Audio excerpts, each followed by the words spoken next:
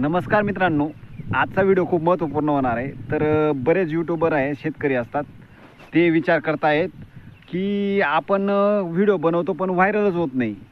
हे मग आता खूप मोठमोठे यूट्यूबर्स असतात, ते व्हिडिओ बनवतात आणि त्यांना हे सगळं पाठ असतं का, स्क्रिप्ट ते कशी तयार करतात, सगळं पाठ त्यांच्याकडे काही गुपित असतं का?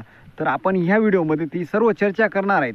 तर तुम्ही हा व्हिडिओ पूर्ण पहा, कुठेही स्किप करू नका. व्हिडिओ फार महत्त्वपूर्ण होणार आहे आणि त्याचं उत्तर मी या व्हिडिओमध्ये तुम्हाला सांगणार आहे. तर मित्रांनो, चला सुरुवात करूया.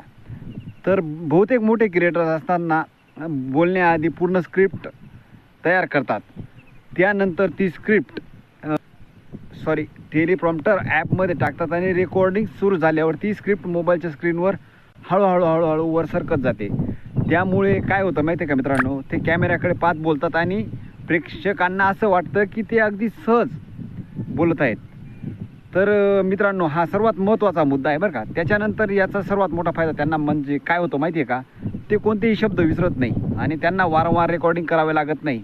त्यांचा सर्वात महत्त्वाचा वेळ वाचतो, व्हिडिओ अधिक प्रोफेशनल दिसतो. हे सर्वात मोठं गुपित आहे त्यांचे व्हिडिओ बनवण्याचं. पण इथे एक महत्त्वाची गोष्ट आहे, फक्त टेलिप्रॉम्प्टर वापरल्याने कोणी मोठा यूट्यूबर होत नाही. कारण काय माहिती आहे, जर माहिती चुकीची असेल आणि बोलण्यात आत्मविश्वास नसेल किंवा प्रेक्षकांना उपयोगी कंटेंट नसेल तर व्हिडिओ फार पुढे जात नाही. मोठे क्रिएटर्स व्हिडिओसाठी अभ्यास करतात, माहिती तपासतात आणि स्क्रिप्ट लिहितात. अनेकदा सराव पण केला जातो त्याचावाला, मग ते रेकॉर्डिंग करतात. म्हणून त्यांचे व्हिडिओ पाहताना ते सहज बोलत आहेत असं वाटतं. जर तुम्हालाही शेतीविषयी यूट्यूब चॅनल सुरू करायचं आहे तर सुरुवातीपासूनच टेलिप्रॉम्प्टर वापरण्याची सवय लावा. म्हणजे त्याचबरोबर स्वतःची बोलण्याची शैली तयार करा. लोक कॉपी करणाऱ्यांना नाही तर स्वतःची ओळख निर्माण करणाऱ्यांना जास्त पसंत करतात.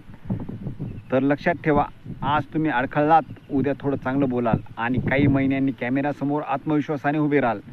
प्रत्येक मोठा यूट्यूबर कधी नौकाच होता हे विसरून चालणार नाही. म्हणूनच आजच पहिला व्हिडिओ तयार करा आणि परिपूर्ण होण्याची वाट पाहू नका.